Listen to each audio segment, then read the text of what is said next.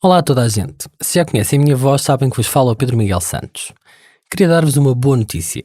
Com as contribuições da nossa comunidade, já conseguimos pagar o salário mensal de uma das pessoas da equipa que trabalha a tempo inteiro.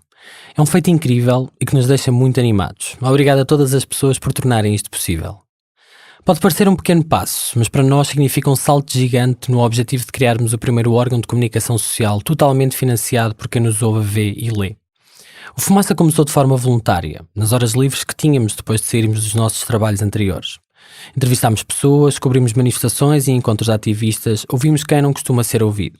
Essas peças permitiram-nos ganhar 2 bolsas de apoio ao jornalismo independente e uma de investigação.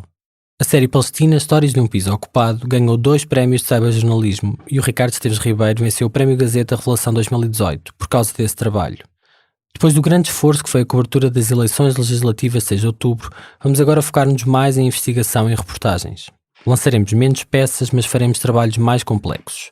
Investigar leva tempo e custa dinheiro. É por isso que peço a tua ajuda. Se pudermos contar com o teu apoio, tenho a certeza de que o faremos melhor, com mais condições. O dinheiro que o Fumaça ganhou através de bolsas de jornalismo independente serviu para contratar uma equipa, comprar material e montar um estúdio. Mas está a chegar ao fim. Com os recursos que temos hoje, a redação do Fumaça termina em maio de 2020. Ajuda-nos a continuar. E temos outra boa notícia. Fomos considerados o podcast do ano 2019 no primeiro festival de podcast do Pods. Torna-te apoiante ou considera aumentar a tua contribuição em fumaca.pt/contribuir. Obrigado e até já. Esta é uma versão totalmente dobrada em português, para facilitar a compreensão do que é dito em árabe e em inglês. Na primeira parte de Yazidis, o genocídio esquecido. Eu esperava que toda a gente ia morrer e que ninguém ia intervir. Mas nós tínhamos que fazer alguma coisa. Não podíamos ficar parados.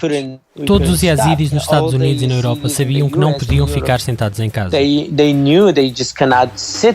Nada me custou mais do que ouvir no Kurdistão iraquiano jovens yazidis que haviam conseguido escapar ao Daesh. É incompreensível que a União Europeia ainda não tenha tomado a iniciativa de pedir ao Conselho de Segurança da ONU que refira o genocídio dos yazidis e outros crimes contra a humanidade do Daesh ao Tribunal Penal Internacional, como pede o governo do Kurdistão iraquiano.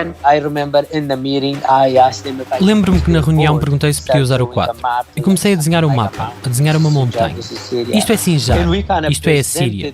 E começámos a apresentar o nosso plano, que achávamos que podia ser feito.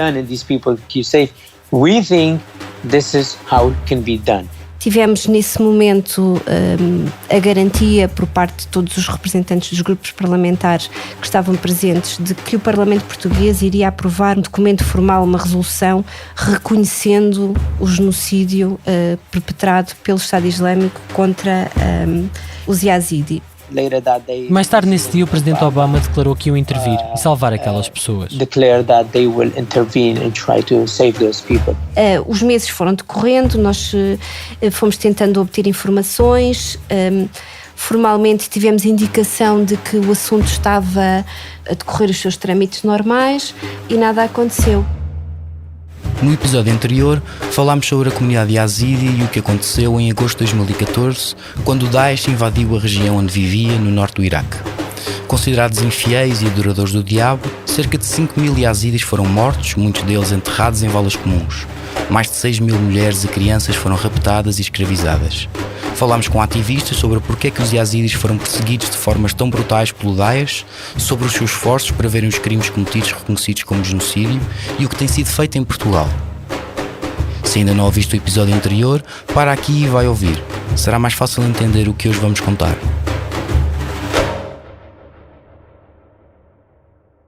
Entre 18 e 28 de março deste ano, viajei até ao norte do Iraque, conhecido como Kurdistão iraquiano, para perceber como os yazidis deslocados estão a lidar com o trauma da violência que sofreram e como estão a lutar para preservar a memória do genocídio.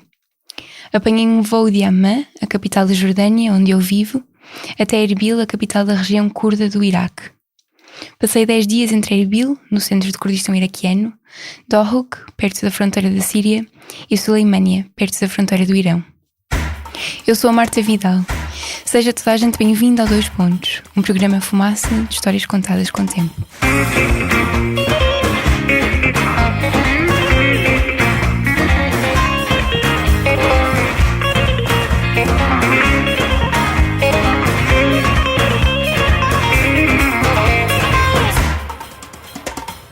que mais assusta na viagem entre Erbil, a capital da região curda do Iraque, e Dohuk, perto da fronteira da Síria, é a forma como Majed conduz.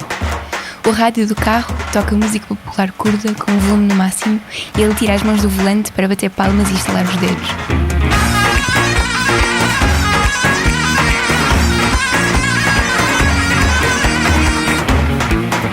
A estrada é irregular, às vezes de terra batida. As melhores vias em direção a Dohuk passam por Mossul, mas Majed não quer arriscar. Prefere ficar com um carro cheio de lama e poeira. Não quer passar perto de territórios que há não muito tempo estavam sob o controle do Daesh, mas não se parece importar com o perigo de tirar as mãos do volante ou com o excesso de velocidade nas estradas estreitas e com curvas que passam por aldeias e vilas curdas.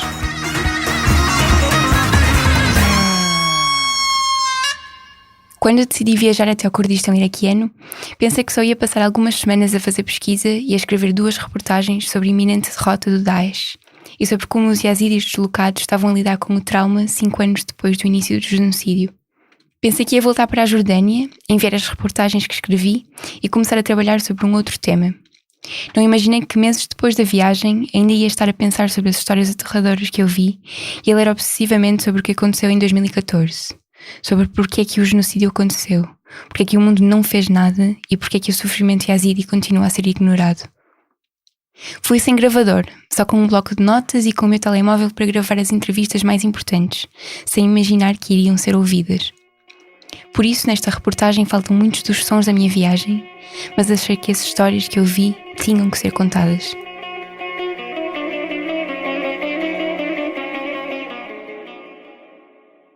A meio da minha viagem, no dia 21 de março, os curdos celebravam o Ano Novo e o fim do inverno. Conhecido como Nowruz, em português Novo Dia, o Ano Novo curdo é a festa mais importante. 2 dias depois, os curdos estavam na rua a celebrar por uma outra razão. As forças democráticas sírias anunciaram o fim do autoproclamado Califado do Estado Islâmico. O anúncio teve lugar após a reconquista militar da cidade de Baghouz, junto à fronteira com o Iraque. O combate no último reduto do Daesh na Síria decorria há várias semanas. Agora, os combatentes curdos e árabes das forças democráticas sírias prometem lutar contra os milhares de extremistas que ainda estão espalhados pelo território. Com o cigarro sempre aceso e a camisa muito bem engomada, Majed também celebrou. É curdo, tem 36 anos e nasceu na província de Hasaka, na Síria. Fugiu para a região curda do Iraque em 2008 porque era procurado pela Mukhabarat, os temidos serviços de inteligência sírios, devido ao seu ativismo político. Agora vive em Erbil e é apenas um entre 1,5 milhão de refugiados e deslocados que procuraram abrigo no Kurdistão iraquiano.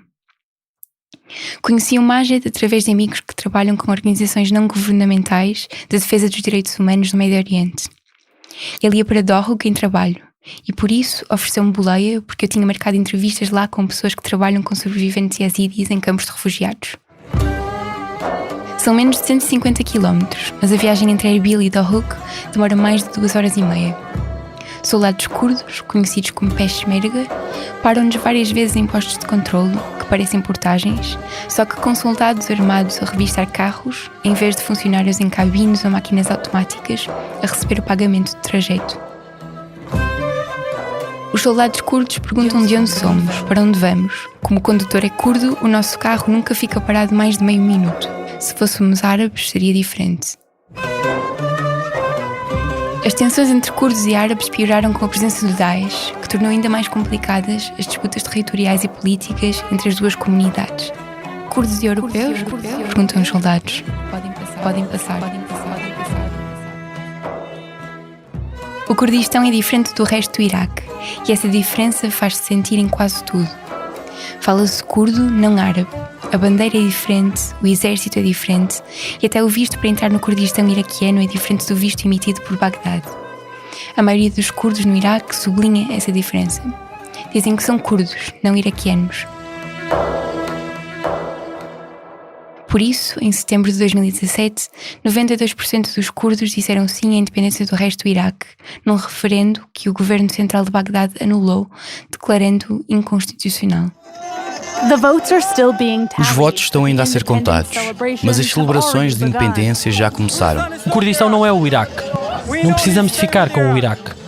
Televisões curdas estimaram que 78% dos curdos participaram no referendo para a independência. Espera-se que o sim ganhe por uma larga margem. Para celebrar, saiu-se à rua da capital da região autónoma para um dia de celebrações. Estamos aqui a celebrar porque hoje criámos um Estado curdo. Somos curdos, não somos árabes nem persas. Somos curdos e vamos ser para sempre curdos. Enquanto se festejava em Erbil, forças de segurança iraquianas posicionaram-se na região disputada de Kirkuk, rica em petróleo. Depois de Bagdade, declararam recolher obrigatório. Muitos residentes não curdos da região opuseram-se ao referendo, tomando o partido do governo iraquiano que declarou que o referendo é inconstitucional. As autoridades curdas lembraram que o voto não é vinculativo e que é apenas uma forma do presidente curdo ter um mandato para negociar a independência. Os curdos continuam a fazer parte do Iraque, mas continuam também a levar uma vida à parte muito diferente da que se vive em Bagdade. Desde a Guerra do Golfo, nos anos 90, que a região curda do Iraque é governada de forma autónoma. Em 1991, os Estados Unidos, a França e o Reino Unido estabeleceram no norte do Iraque uma zona de exclusão aérea para proteger os curdos perseguidos pelo regime de Saddam Hussein. Em 2005, o Kurdistão iraquiano tornou-se oficialmente numa região federal autónoma reconhecida pelo Iraque e pelas Nações Unidas. Hoje, o Kurdistão iraquiano é considerado uma das zonas mais seguras e estáveis no Iraque. Por isso, recebe cerca de 1,5 milhão de refugiados vindos da Síria e deslocados de outras zonas do Iraque. Em agosto de 2014, depois do ataque do Daesh e da invasão de Sinjar, centenas de milhares de yazidis procuraram abrigo no Kurdistão iraquiano. Cerca de 200 mil ainda não regressaram a casa e muitos deles vivem há 5 anos em campos de refugiados, espalhados pela região curda do Iraque. Na província de Dohuk, a região curda mais próxima da Síria e de Sinjar, há pelo menos 12 campos de refugiados servidos pelo Alto Comissariado das Nações Unidas para os Refugiados, conhecido em português como Acnur. Parámos em Sharia, uma vila perto de Dohuk, onde a maioria da população é yazidi. Com a chegada de dezenas de milhares de yazidis que fugiram de Sinjar em 2014, criou-se um campo de refugiados que hoje dá abrigo a cerca de 20 mil pessoas. Há várias organizações não governamentais a dar apoio humanitário nos campos, mas as condições continuam a ser más 5 anos depois de serem sido estabelecidos. As tendas e contentores não protegem do calor sufocante do verão, nem impedem a chuva de entrar no inverno. Sem trabalho e sem oportunidades, os campos são um espaço de tédio, de repetição. Há milhares de tendas brancas alinhadas, todas iguais. A única forma de ocupar o tempo é com a espera. Espera-se por notícias de familiares que desapareceram. Espera-se que a situação em Sinjar melhore, ou espera-se pelas decisões dos pedidos de asilo para ir para um outro país onde haja segurança e estabilidade e onde não se tenha de continuar a esperar. Mas acima de tudo, os campos de refugiados são espaços feitos de vazios. O vazio deixado pelas casas que foram destruídas, pelos familiares que morreram, pelas aldeias e vilas que já não existem. É o vazio de ser refugiado, de viver numa tenda e de já não pertencer a lugar nenhum. Falei com Bahar Ali e Bayan Rasul, as fundadoras de uma organização não governamental curda chamada EMA, que dá apoio a refugiados yazidis e sobreviventes do genocídio e que tem um centro comunitário em Sharia, no distrito de Dohuk. As duas são curdas, viveram nos Países Baixos, onde chegaram como refugiadas e trabalharam juntas como ativistas. Bahar Ali falou-me sobre as dificuldades dos refugiados yazidis no Kurdistão iraquiano. O problema dos yazidis é que muitos querem deixar os campos de refugiados. Sentem que não têm ninguém que os proteja. Queremos dar-lhes a mensagem de que todos nós temos a responsabilidade de os proteger. Publicamos um relatório sobre a situação nos territórios yazidis antes do Daesh e o relatório mostrou como eram negligenciados antes do Estado Islâmico. A região mais pobre no Iraque era a região yazidi. Não havia escolas, nem estradas, nem distribuição de água. Era um grupo muito marginalizado. Bahar trabalhou durante 30 anos em programas de ajuda humanitária como ativista dos direitos humanos, especialmente dos direitos das mulheres. Horrorizada com as histórias de assassinatos, raptos e escravatura que começaram a surgir depois da invasão de Sinjar em 2014, dedicou-se à causa yazidi e a planear a reconstrução de Sinjar. A ideia de genocídio é contínua. Existia mesmo antes do Estado Islâmico. De acordo com o relatório e os workshops que fizemos, desenvolvemos um plano para reconstruir Sinjar e a província de Ninawa. Sabíamos que não era a altura para reconstruir o território porque ainda estava em guerra. Mas a ideia era dar-lhes esperança. Dizer aos yazidis, fiquem aqui. Estamos a pensar em reconstruir estas áreas para que possam voltar quando o Estado Islâmico deixar o território. Foi uma mensagem positiva para os yazidis. Dizer, sim, somos todos responsáveis por vocês. A responsabilidade do Kurdistão iraquiano pelos yazidis, de que fala Bahar, é um assunto particularmente delicado. Antes do Daesh ter invadido Sinjar, a região estava sob o controle dos Peshmerga, as forças armadas curdas, que tinham o dever de proteger os yazidis. Mas quando o Daesh se começou a aproximar, os Peshmerga, as únicas forças armadas presentes em Sinjar, retiraram-se sem resistir à invasão e sem avisar os yazidis do perigo que se aproximava. Mais tarde, as autoridades curdas disseram que foram forçadas a retirar-se por falta de recursos para combater o Daesh. Mas os yazidis acusam os Peshmerga de os terem abandonado e dizem que muitas vidas podiam ter sido salvas se tivessem pelo menos sido avisados a tempo de fugir. Mas na verdade também foram as forças curdas a libertar Sinjar do Daesh. No dia 13 de novembro de 2015, os Peshmerga anunciaram a reconquista da cidade de Sinjar, como reportou a RTP. No Iraque, militantes curdos conseguiram retomar o controlo da cidade de Sinjar, que estava nas mãos do Estado Islâmico. O cenário que encontraram foi de destruição. Foram necessários 15 meses de luta para recuperar a cidade. Batalhas entre os curdos e o Daesh continuaram até 2017, quando a presença do grupo terrorista foi completamente eliminada de Sinjar. Mas até hoje, muito poucos yazidis regressaram a casa. A maioria não tem nenhum sítio para onde voltar. Sinjar foi quase toda destruída, e 5 anos depois da região ter sido invadida, quase nada foi reconstruído. Sem financiamento do governo regional curdo, nem do governo iraquiano, Sinjar parece habitada apenas por fantasmas. O canal de televisão turco TRT visitou a cidade e ouviu uma das poucas yazidis que regressou após a libertação. Sinjar é praticamente uma cidade fantasma. A área era habitada por yazidis, uma minoria étnica e religiosa. Agora, as ruas têm apenas vestígios de vidas humanas antes da ocupação do Daesh para pessoas como Baibon, que voltou recentemente, mas diz que é impossível continuar a viver lá. A situação em Sinjar é muito má. Apesar de terem conseguido trazer de volta a eletricidade, há cortes constantemente. Às vezes não temos eletricidade durante vários dias. A água não se pode beber. Não fazem nada por Sinjar. A maioria das casas foram destruídas. A presença de várias forças armadas curdas e iraquianas, de conflitos entre elas e entre os próprios curdos, tem impedido muitos yazidis de voltar para Sinjar. Apesar da região de Ninawa, onde fica o distrito de Sinjar, ser administrada pelo poder central iraquiano, a região tem sido alvo de disputas territoriais entre os dois governos. A província era oficialmente governada por Bagdade, mas entre 2003 e 2014, o distrito de Sinjar era na prática gerido pelos curdos.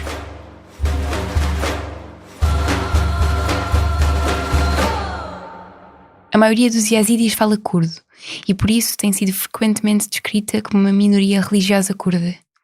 Mas em vilas como Bashika e Bahzan, perto de Mossul, os yazidis falam árabe como língua materna. O governo regional curdo diz que os yazidis são curdos e que por isso os seus territórios devem ser incluídos nessa região autónoma. Sinjar continua por isso a ser um território disputado. Um comunicado publicado pela organização Yazda em 2016 lembra que a identidade dos yazidis é uma escolha individual. A Yazda, que foi formada com o objetivo de representar e defender a comunidade yazidi a nível mundial, e de que falamos no episódio anterior, defende que os yazidis não devem ser definidos como curdos ou iraquianos, mas como, cito, um grupo com uma religião, cultura, história e valores distintos, e que foi precisamente por causa dessa identidade distinta que foram perseguidos durante séculos.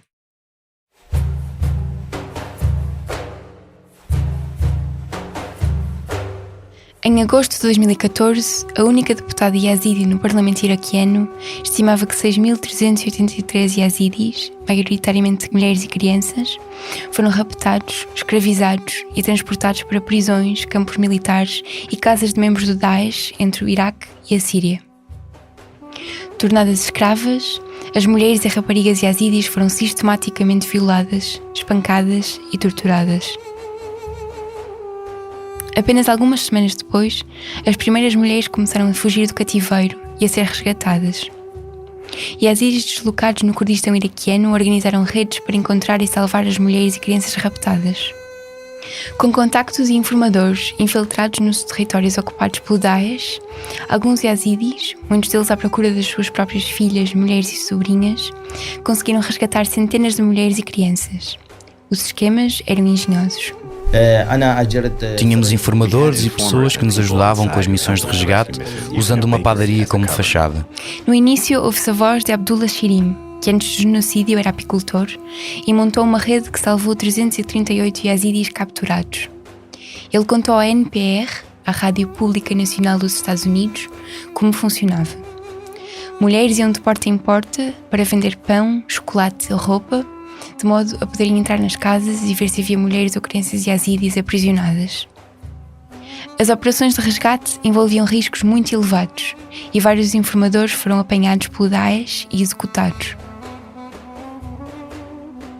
Para ajudar as famílias yazidis a encontrar familiares em cativeiro e financiar estas operações de alto risco, as autoridades curdas abriram um departamento dedicado a lidar com assuntos de rapto e resgate em Dohuk. O preço para resgatar um yazidi da escravatura de Daesh e trazê-lo para um campo de refugiados no Kurdistão iraquiano variava entre os 2.700 e os 13.500 euros. Na província de Dohuk, várias organizações começaram a dar apoio médico e psicológico aos sobreviventes que voltavam do cativeiro de Daesh profundamente traumatizados. Bayan Rasul, outra das fundadoras da organização EMA, psiquiatra especializada no tratamento do trauma, falou-me de como tentou ajudar os sobreviventes yazidis a lidar com os problemas depois da fuga do Daesh. Os sobreviventes têm vários problemas. Quando ainda estão em cativeiro, dizem: quando eu for libertada, todos os meus problemas vão ser resolvidos. Mas quando são libertadas, enfrentam muitos outros problemas. As casas foram destruídas, as famílias estão separadas, muitos membros da família foram assassinados. Alguns foram para a Alemanha, a Austrália ou o Canadá. Têm outros problemas. Quando estão nas mãos do Daesh, a única preocupação é como libertar-se, como fugir. Mas depois de fugir, há muitos outros problemas que têm que enfrentar. Bayan acrescenta que até hoje, apenas metade dos cerca de 6.300 yazidis raptados foram resgatados. Os outros estão desaparecidos. E que o resgate da escravatura do Daesh é apenas o início de um resgate mais profundo do trauma dos horrores vividos e da devastação da comunidade yazidi. 5% do orçamento do governo curdo vai para o Ministério da Saúde, mas apenas 0,1% desse orçamento é usado para tratar doenças mentais. E só para tratar psiquiatria clássica, esquizofrenia, depressão e ansiedade. Não há programas para lidar com o trauma, nenhum apoio psicossocial. Não havia psicoterapeutas no Kurdistão em 2014. Por isso, desenvolvemos um plano para treinar professores, assistentes sociais, organizações não governamentais e profissionais de saúde para como responder ao trauma. O trauma era coletivo, por isso também precisávamos de medidas coletivas. Começamos a trabalhar ao nível macro, a reunir-nos com ministros, autoridades curdas e yazidis para pedir que as mulheres que voltaram do cativeiro do Daesh fossem protegidas e reconhecidas como vítimas de guerra. Bayan sabe bem o que é ter de fugir do seu país. Escapou ao regime de Saddam Hussein nos anos 90, estudou psiquiatria na Holanda e voltou para o Iraque com a missão de melhorar os cuidados de saúde mental e aliviar o trauma profundo que se vive numa região que continua a ser devastada por violência. No seu escritório, mostra-me desenhos feitos por sobreviventes yazidis que acompanhou como psiquiatra e terapeuta. Uma delas desenhou o retrato de uma amiga que se tinha suicidado em cativeiro para não ser violada. Outra desenhou uma borboleta porque o seu maior desejo era poder voar dali para fora. Para fora das prisões do Daesh, mas também para fora dos campos de refugiados, para fora do corpo brutalizado que continua a carregar as cicatrizes de um sofrimento inimaginável. Vimos na televisão que uma rapariga que tinha conseguido fugir do Daesh tinha cometido suicídio porque tinha sido violada. Era considerada uma vergonha ser violada. Muitas raparigas tinham medo da família e dos crimes de honra. Para nós era a altura para agir, porque nessa altura ninguém tinha um plano para responder ao trauma. A saúde mental no Kurdistão ainda estava numa fase primitiva.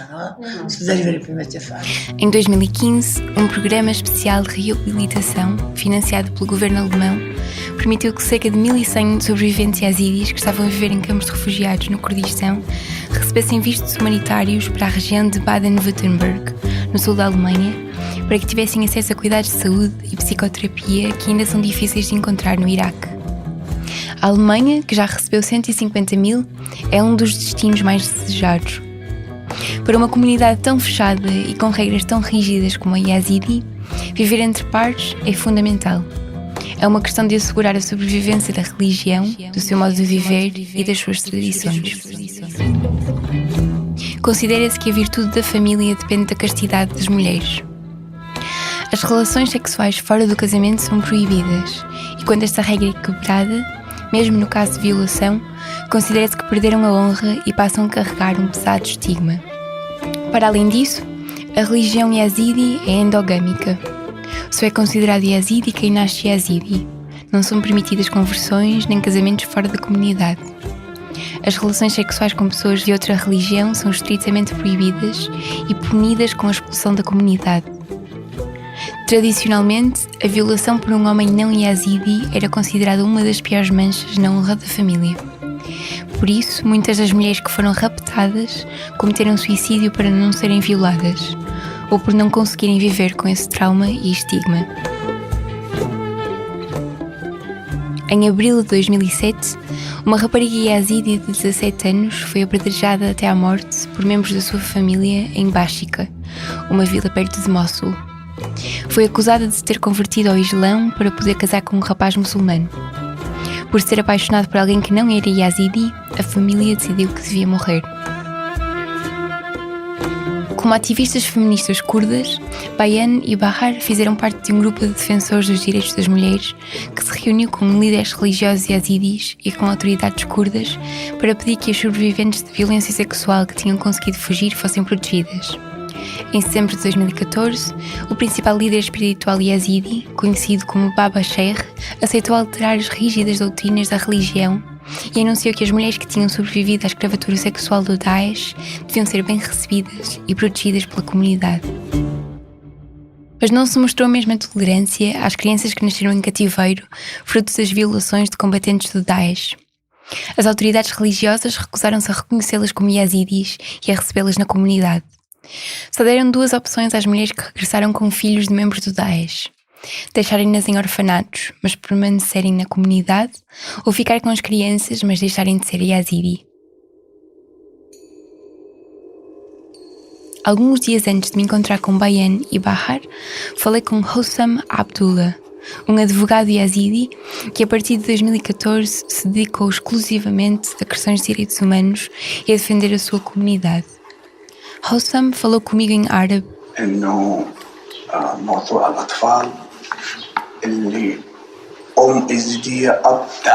Disse-me que lidar com as crianças que têm uma mãe yazidi e um pai do Daesh é um dos maiores desafios. Não só porque a sociedade yazidi não aceita estas crianças, mas também porque quando são deixadas em orfanatos, são registadas como muçulmanas, como manda a lei iraquiana sempre que não se sabe quem é o pai da criança. Os filhos são abandonados em orfanatos sem conhecer o seu passado. A violência sexual foi sistematicamente usada como uma arma de guerra e uma forma de destruir a comunidade yazidi. O corpo das mulheres tornou-se num campo de batalha e a violação numa forma de atingir toda a comunidade.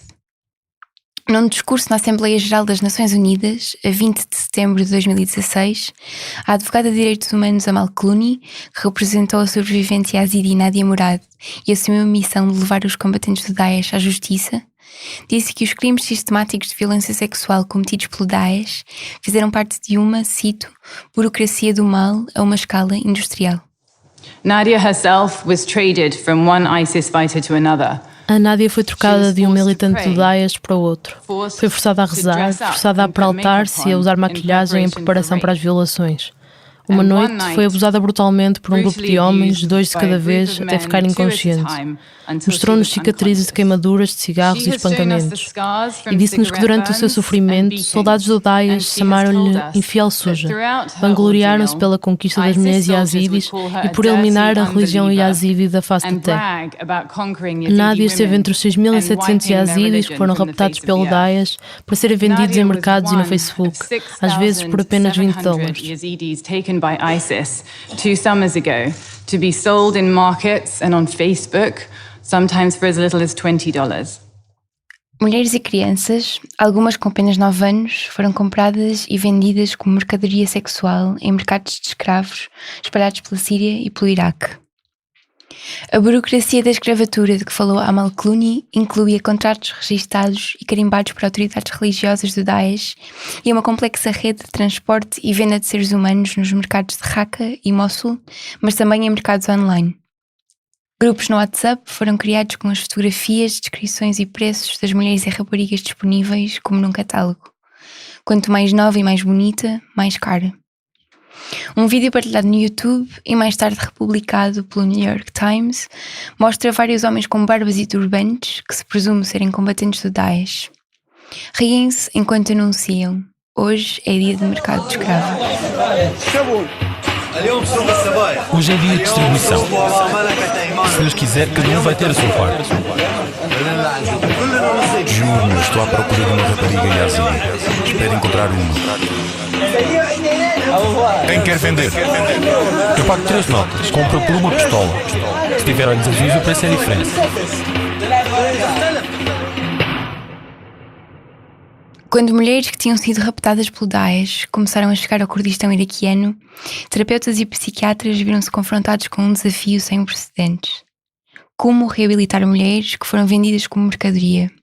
Violadas, queimadas, espancadas, torturadas, tratadas como objetos. Viane Shawki, uma terapeuta curda com uma década de experiência a trabalhar com mulheres traumatizadas e vítimas de violência sexual, explica que um dos maiores desafios é devolver-lhes a autoestima. Para mulheres a quem foi colocado um preço, que foram vendidas às vezes por tão pouco como $20, é difícil fazer voltar a acreditar que têm valor como seres humanos. Combinei encontrar-me com Viane em Suleimânia, a segunda maior cidade do Kurdistão iraquiano, no seu escritório na sede da Fundação Jian, uma das primeiras organizações a abrir uma clínica para tratar as mulheres yazidis. Depois de uma viagem de 3 horas de Erbil, desta vez em direção a leste, cheguei finalmente a Suleimânia, uma cidade rodeada de montanhas, próxima da fronteira do Irão. Viane é responsável pelos centros de terapia para mulheres que a Fundação Jian abriu nas principais cidades do Kurdistão iraquiano. Perguntei-lhe se seria possível falar com algumas das yazidis que acompanhou como terapeuta. Apesar de ser possível, Viane não recomendou falar com elas sobre o trauma, porque mesmo vários anos depois, contar repetidamente o que aconteceu reabre feridas, e cada entrevista que dão fala-as reviver o sofrimento. Têm flashbacks, pesadelos, e é como se a violência que sofreram voltasse a ser infligida. Desde setembro de 2014 que jornalistas se têm deslocado até campos de refugiados para ouvir as histórias das mulheres yazidis que sobreviveram aos horrores do Daesh. Os relatos de violência sexual, em particular, captaram a atenção de audiências internacionais. Descrições gráficas de violações brutais e dos mercados de escravos ocuparam inúmeras páginas de jornais e noticiários, mostrando fotografias das vítimas, muitas delas menores, com os seus rostos expostos. O sofrimento yazidi tornou-se num espetáculo mediático, por vezes com pouca preocupação em proteger a identidade e a dignidade das vítimas. Encontrar sobreviventes para entrevistar é difícil e torna-se ainda mais complicado e eticamente duvidoso quando estão ainda em situações instáveis e vulneráveis, a viver em tendas, em campos de refugiados e sem o apoio de familiares. Por isso, sem desvalorizar a importância de recolher testemunhos e o trabalho que já foi feito sobre o assunto, decidi não perguntar a sobreviventes pelas suas experiências traumáticas. Uma das pacientes que Viane tratou tinha 31 anos quando foi raptada pelo Daesh com os seus filhos. Isto foi o que lhe contou.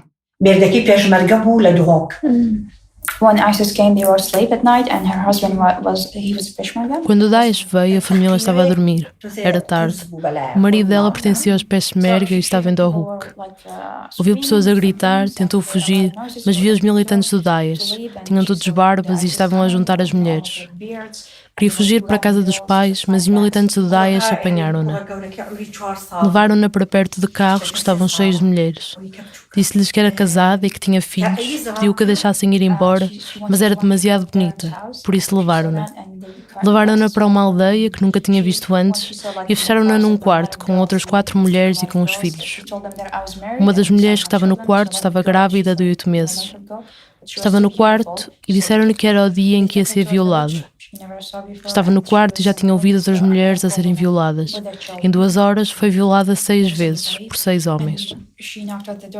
A mulher que estava grávida estava a sangrar porque tinha sido violada. Ela bateu à porta a pedir ajuda, a dizer: esta mulher precisa de ajuda, está a sangrar. Mas ninguém respondeu. Continuou a sangrar até de manhã. As outras mulheres no quarto não fizeram nada. Tinham medo de ser violadas também, ainda não tinham sido violadas. Sangrou até de manhã. O cheiro do sangue era muito forte. A mulher morreu de manhã e ela disse: eu não sabia que a morte tinha cheiro.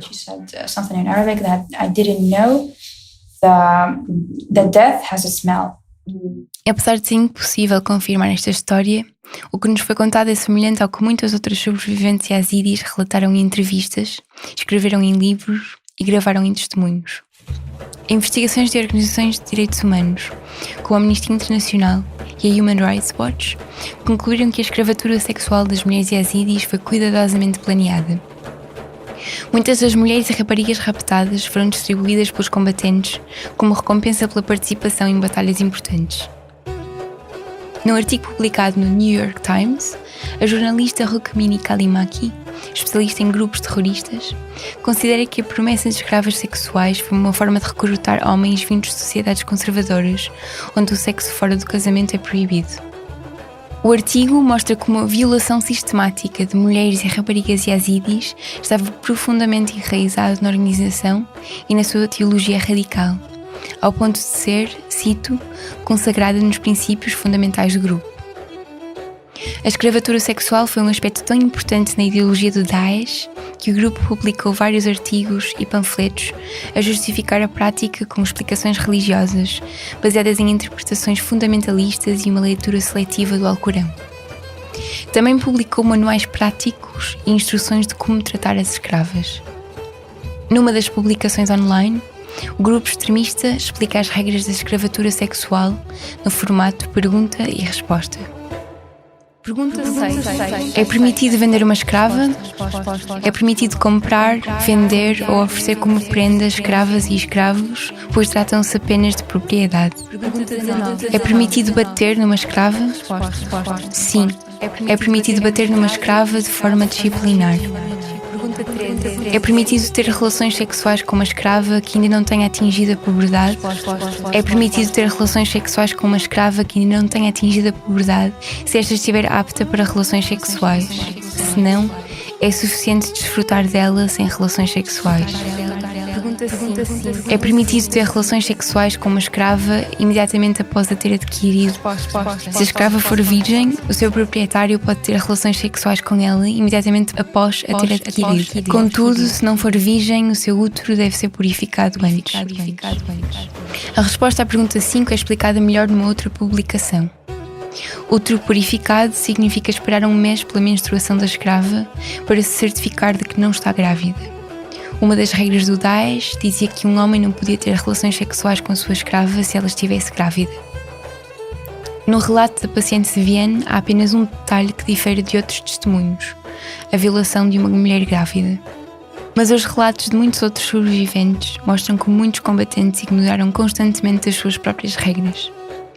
No livro The Terrorist Factory, uma sobrevivente yazidi, entrevistada pelo autor Patrick Dubois, descreve como combatente do Daesh que a comprou num mercado, a fechou num quarto de hotel em Mossul e a forçou a prostituir-se. Isto, apesar da prostituição ser expressamente proibida pelo Islão. Mas as claras contradições entre a ideologia fundamentalista e o pragmatismo brutal do Daesh mostram como muitos dos militantes que se juntaram ao grupo fundamentalista foram atraídos não pela ideia de um Estado governado pela mais rígida lei islâmica, mas por promessas de sexo, dinheiro e, acima de tudo, poder. Estas promessas atraíram milhares de pessoas de todo o mundo. Um estudo publicado em 2018 pelo Centro Internacional para o Estudo da Radicalização da Universidade de Londres calculou que ao todo cerca de 40 mil pessoas de 80 países diferentes se juntaram a Daesh. Entre eles, cerca de 5.900 vieram da Europa Ocidental e 7.200 da Europa do Leste. O Daesh não foi um grupo composto apenas por iraquianos e sírios e a ideologia do Islã mais fundamentalista que se conhece. Foi uma organização terrorista internacional com membros de todo o mundo e que enriqueceu à custa de atividades criminosas como o rapto, a extorsão, o roubo e venda de petróleo, o contrabando de drogas e o tráfico de antiguidades nos territórios invadidos entre a Síria e o Iraque.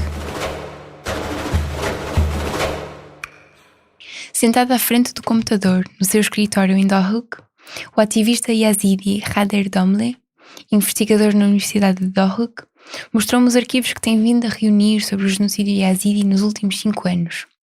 Estão todos organizados em pastas no ambiente de trabalho do seu computador. Khader abre a primeira pasta, avisa-me que tem imagens chocantes. Mostra-me fotografias de valas comuns e cadáveres. Para numa fotografia de um bebê morto, o pequeno corpo enrolado numa manta branca.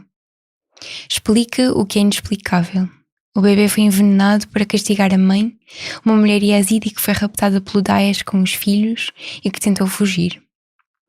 A imagem é tão chocante que me esqueço de perguntar quem tirou a fotografia, como, onde, quando. Faltam umas palavras e as minhas mãos estão paralisadas, não consigo tirar notas. Nessa noite não consegui dormir, como aconteceu em várias outras noites passadas em branco em Erbil. Fechava os olhos e voltava a ver aquelas imagens, a ouvir histórias de uma crueldade que eu não consigo compreender. Mais tarde liguei ao Khader a confirmar os detalhes da história. Ele disse-me que a fotografia tinha sido tirada pela enfermeira de um hospital perto de Raqqa, para onde o bebê foi levado depois de ter sido envenenado. Este relato foi confirmado por outras fontes que contavam a mesma história. Lembrei-me depois de outros casos de crianças yazidis brutalmente assassinadas, como o da menina de 5 anos, acorrentada fora de casa ao sol e deixada a morrer à sede, e que está agora a ser julgado no tribunal alemão do que falamos no primeiro episódio.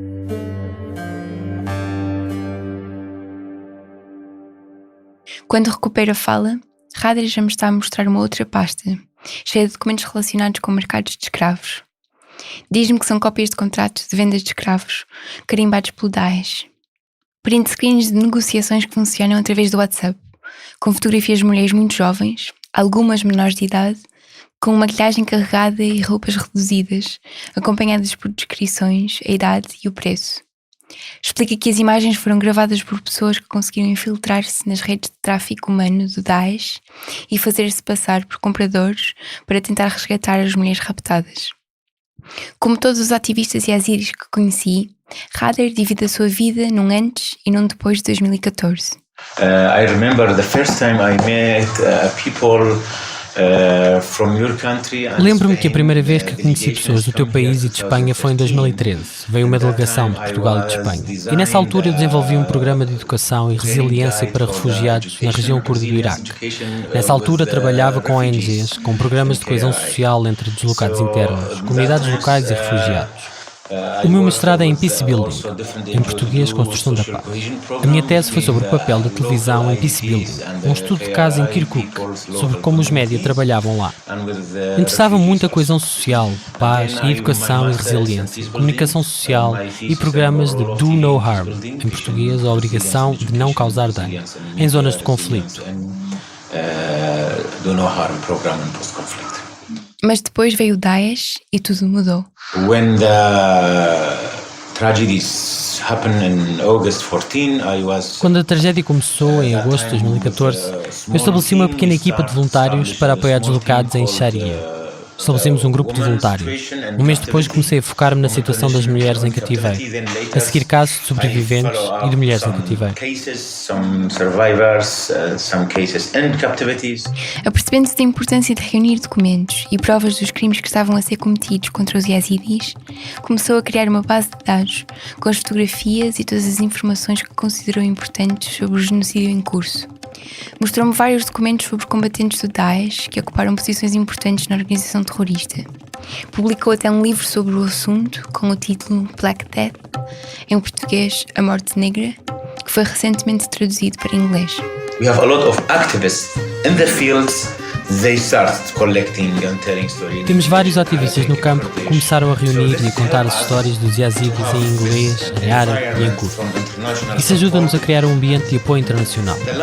O último ponto é que agora temos pessoas que não acreditam que isto aconteceu aos yazidis.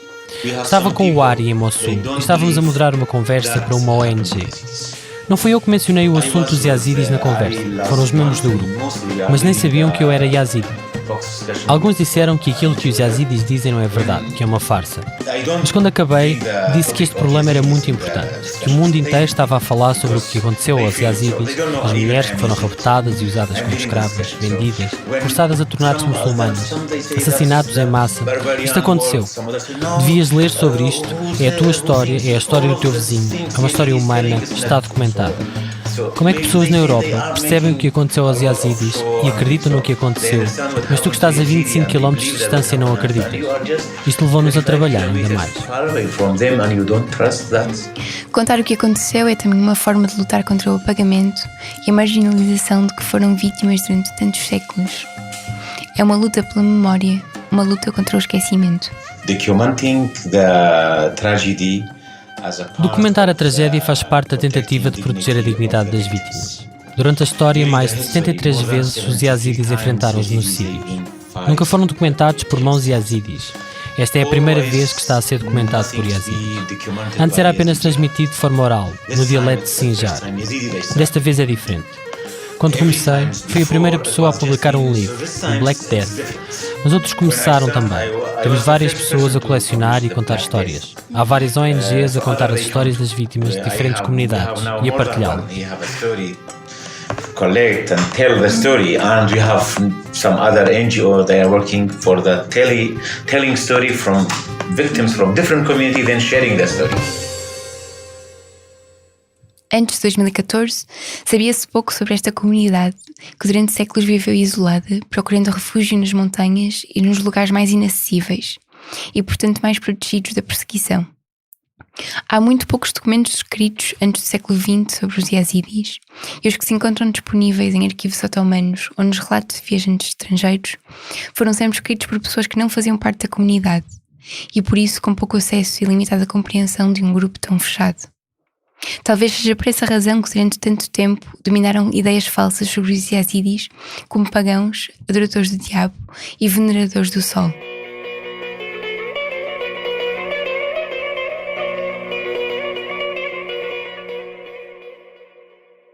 Por ser uma comunidade com uma história oral, mas também por se tratar de uma pequena minoria historicamente marginalizada, não há registros dos 73 genocídios que os yazidis dizem ter sofrido no passado. Mas agora, pela primeira vez, o genocídio cometido pelo Daesh está a ser sistematicamente documentado por sobreviventes e ativistas. Rader explica. I think collecting this evidence. Acho que reunir estas provas é novo. É uma nova proposta de educação para as novas gerações. Porque às vezes, quando os nossos pais ou avós nos dizem o que aconteceu, às vezes questionamos como é que aconteceu. Quando o grande genocídio aconteceu nos últimos anos do Império Otomano, por volta de 1918, ao mesmo tempo que o genocídio arménio, ninguém se focou nos yazidis. Milhares, dezenas de milhares de yazidis foram vítimas deste genocídio, mas ninguém documentou. As pessoas agora compreendem a importância de documentar como parte da nossa história, cultura e como forma de proteger a identidade. Isto leva-nos a trabalhar ainda mais, porque estes genocídios aconteceram porque somos yazidis. They signified us because we are Yazidis. Em 1915, o Império Otomano começou uma campanha de extermínio sistemático da minoria arménia, que foi deportada, assassinada e perseguida até 1923. A eliminação da população arménia no Império Otomano foi reconhecida como genocídio por vários países, incluindo Portugal, e é um dos genocídios mais estudados da história. Mas pouco se sabe sobre os yazidis que também foram perseguidos nessa altura ou sobre as aldeias que foram destruídas. Os assassinatos e a violência física são os principais atos do genocídio, mas há outras formas de eliminar uma comunidade. Destruir aldeias e lugares sagrados é também uma maneira de apagar provas da sua existência e de lhe negar um lugar não só no mapa, mas também na história. Quando Daesh atacou Sinjar, tentou destruir tudo. Os templos e monumentos religiosos yazidis foram os primeiros a ser eliminados. Um projeto da agência de investigação Forensic Architecture, um grupo de pesquisa com sede na Universidade de Londres que usa técnicas e tecnologias de arquitetura para investigar violações de direitos humanos, treinou membros da organização Yazda, de que falamos no episódio anterior, para documentarem e recolherem provas da destruição da herança cultural yazidi. Apesar das tentativas de apagar a memória cultural dos yazidis, Rader diz-me que quem voltou para Bashika, uma vila maioritariamente yazidi próxima de Mossul, está a lutar contra este apagamento.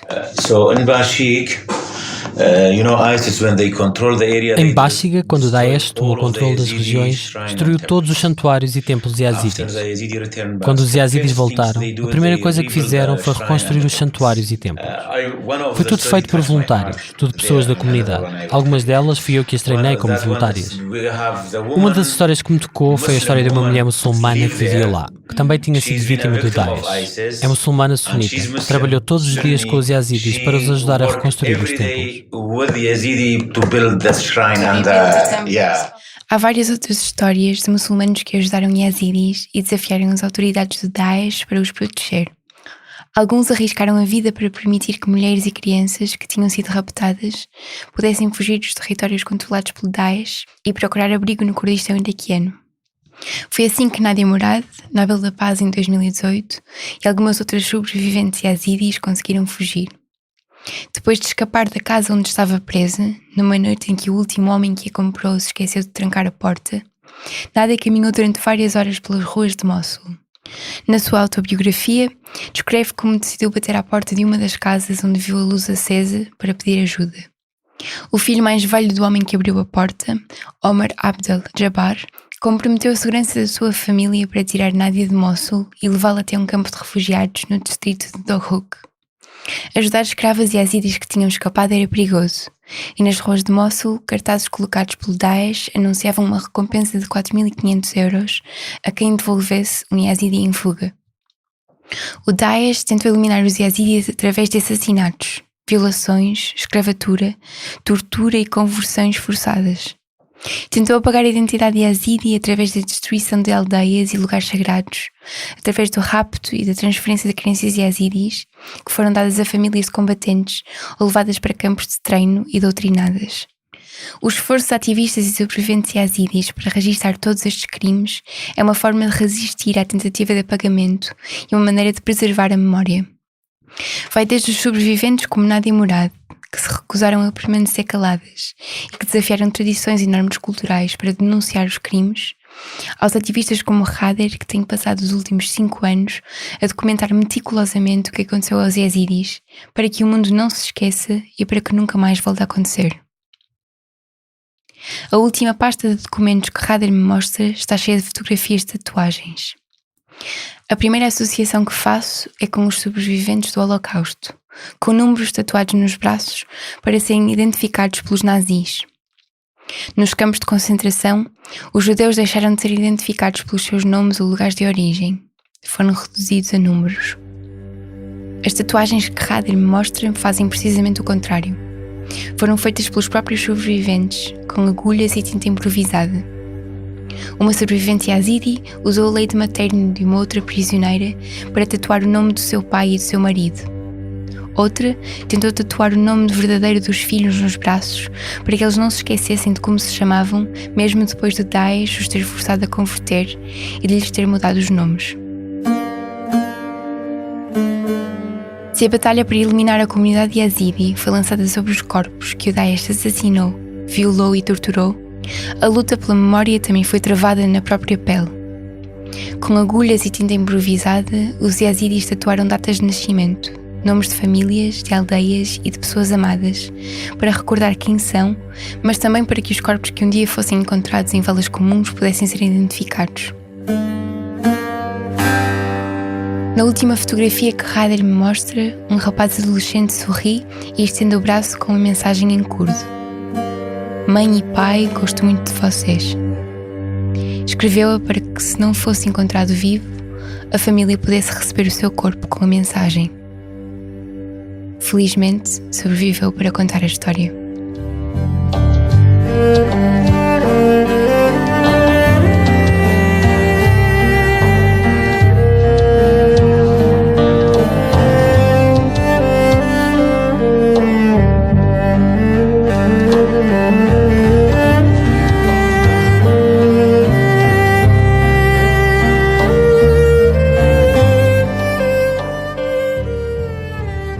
Esta reportagem foi escrita pela Marta Vidal a partir do Kurdistão iraquiano e da Jordânia. Na equipa de Lisboa, o Pedro Miguel Santos e eu, Bernardo Afonso, fizemos a edição. A Margarida David Cardoso fez a revisão. A banda sonora que ouviste foi rearranjada e remisturada por mim, usando músicas de Hussein Zahawi, Adirjan, Bave Azad, Nizamettin Aris e Tigran Alexanian. No nosso site podes ver a lista completa de músicas. Também ouvimos certos de trabalhos jornalísticos da Euronews, France 24, RTP, o canal turco TRT, New York Times e CBS. Fazem ainda parte da equipa Fumaça: Ana Freitas, Frederico Raposo, Joana Batista, Maria Almeida, Ricardo Esteves Ribeiro, Moutafes, Sofia Rocha e Tomás Pinho. Queremos fazer do Fumaça o primeiro projeto de jornalismo português totalmente financiado por quem nos ouve, vê e lê. Se queres fazer parte da nossa comunidade, vai a fumaca.pt/contribuir. Até já!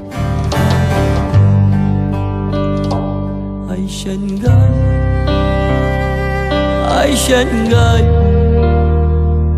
dunya